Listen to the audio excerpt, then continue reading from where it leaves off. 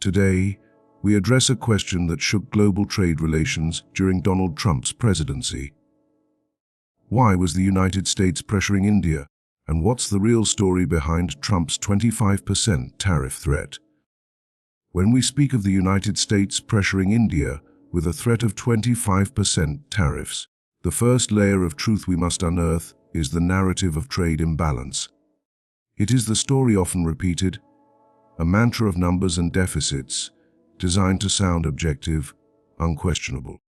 We were told that India was taking too much, giving too little, exploiting the American market with high tariffs, while enjoying easy access to it in return. This story, on the surface, appears rational, even justifiable, but beneath it lies a far more intricate and unconscious struggle, a projection of deeper fears and desires onto the global stage. Trade, my friends, is not merely an exchange of goods and currency. It is a reflection of relationship, of power dynamics between nations. When one partner feels overshadowed, when it perceives that it is being taken advantage of, resentment builds. The United States, under this particular administration, looked upon India as a mirror reflecting its own anxiety, the fear of losing dominance in a rapidly changing world.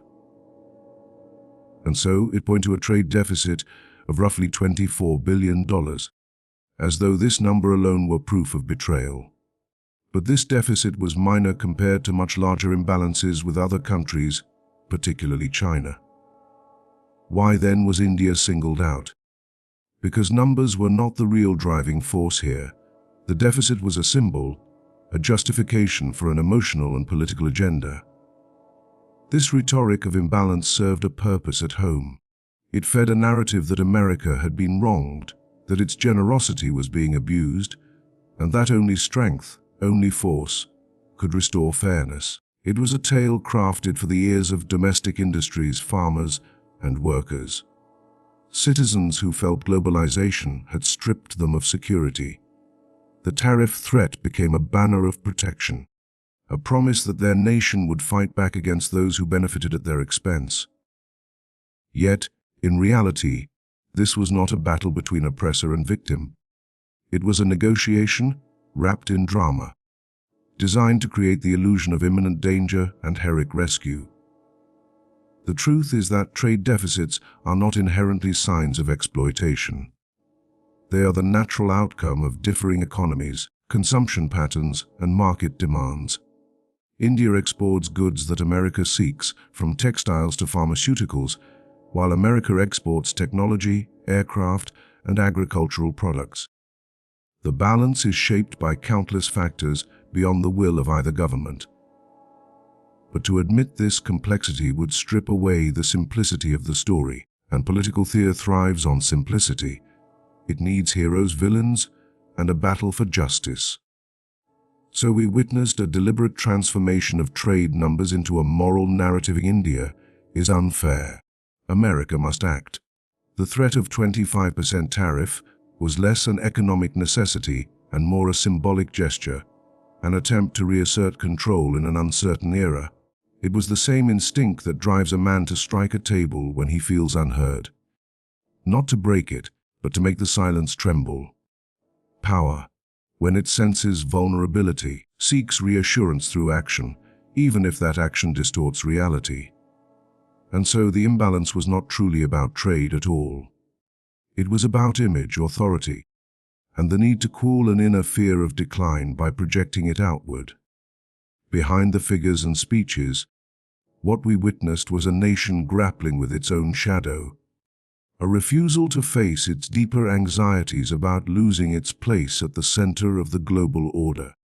And the tragedy of such a narrative is this: when truth is sacrificed for the comfort of a simpler story, understanding is lost, trust erodes, and what might have been cooperation turns into confrontation.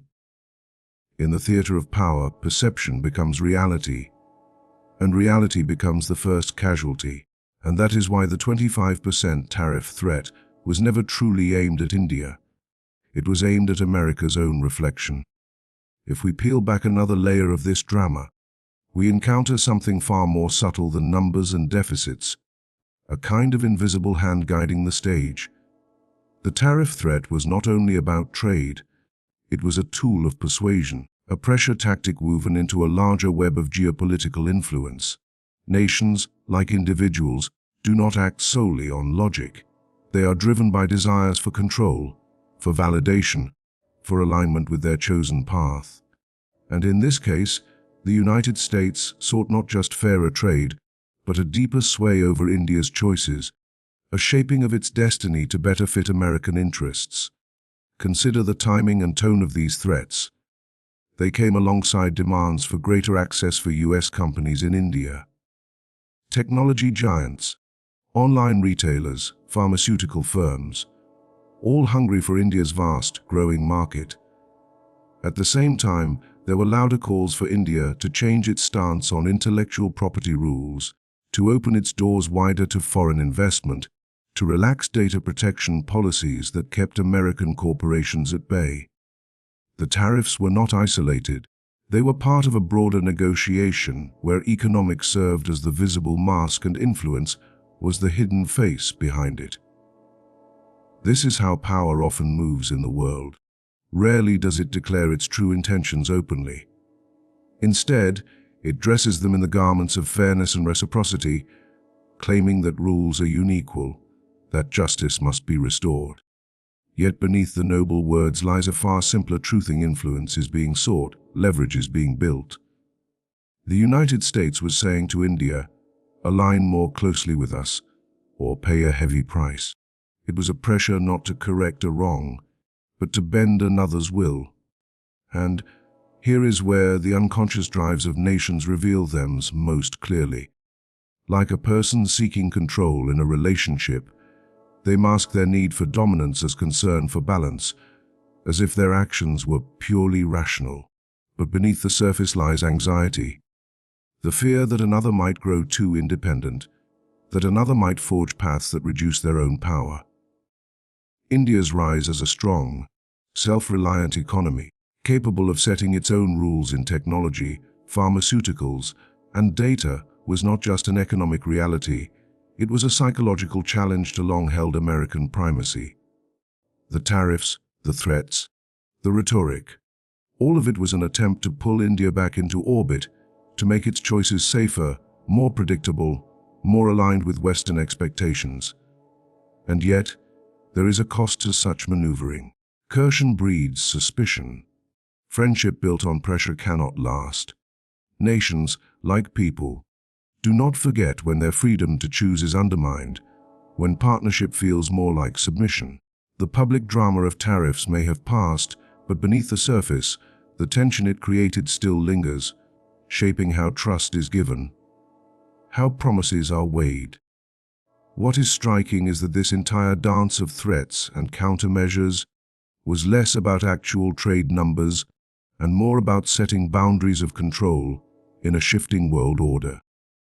The United States was not just trying to change a tariff rate, it was trying to change India's trajectory, to make it more dependent, more pliable, more willing to fall in line with its strategic vision.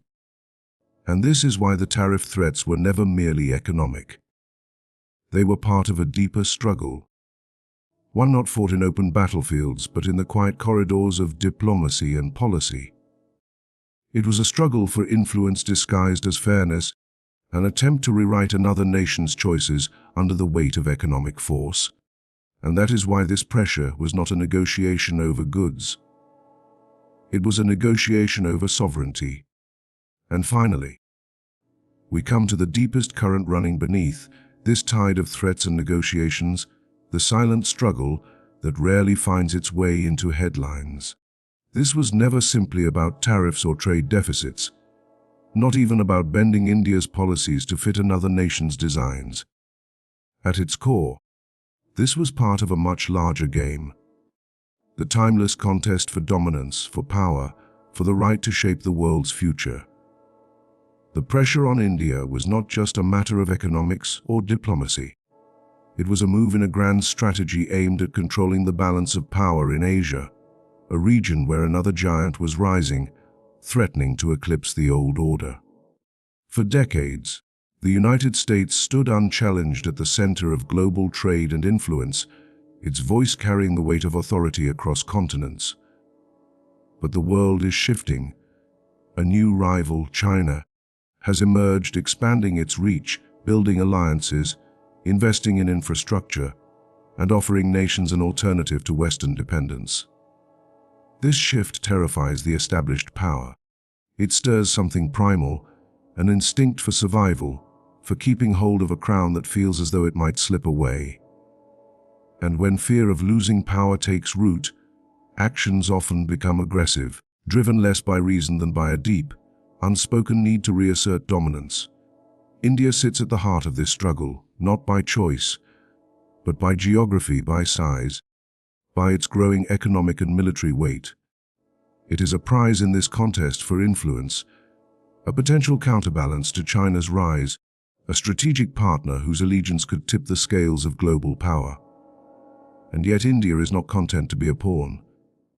It seeks its own path, forging relationships east and west, balancing its ties with both Washington and Beijing, and sometimes daring to say no to demands that compromise its sovereignty. This independence encircles those who fear a world where they no longer dictate the rules. And so, tariffs become a weapon, not aimed merely at correcting trade, but at creating dependence, binding India closer through the pressure of economic pain. The message is not subtle: choose us, align with us, or face consequences. It is power politics in its rawest form, cloaked in the language of fairness and reciprocity, but driven by the hunger to remain the unchallenged master of the global stage. Such maneuvers are as old as history itself. Great powers have always sought to shape the destinies of others, not through open conquest, but through influence, leverage, and fear of isolation. Yet there is something deeply revealing about this particular moment. It shows that even the most powerful nations are not immune to insecurity. They too are haunted by the shadow of decline, by the thought that they might lose what once felt eternal. Their aggression is not only aimed outward, it is a way to quiet the unease within, to reassure themselves that they are still in control of a world that is changing beyond their command. But control built on threats is fragile. Influence gained through fear does not last. The more it is exercised, the more resistance it breeds, until the very power one sought to protect begins to fracture. This is the paradox of dominance. It seeks to secure itself by tightening its grip, yet in doing so, it awakens rebellion, resentment, and the desire for freedom in those it tries to bind. And this is why the 25% tariff threat was not simply a matter of economics or negotiation. It was a signal sent to the entire world, an assertion that old hierarchies must hold, that the existing order must not be allowed to shift. But the world is changing, and no tariff, no threat, no show of force can stop the tides of history. And that is why these pressures were never truly about trade. They were about fear of losing an empire that no longer belongs to one nation alone.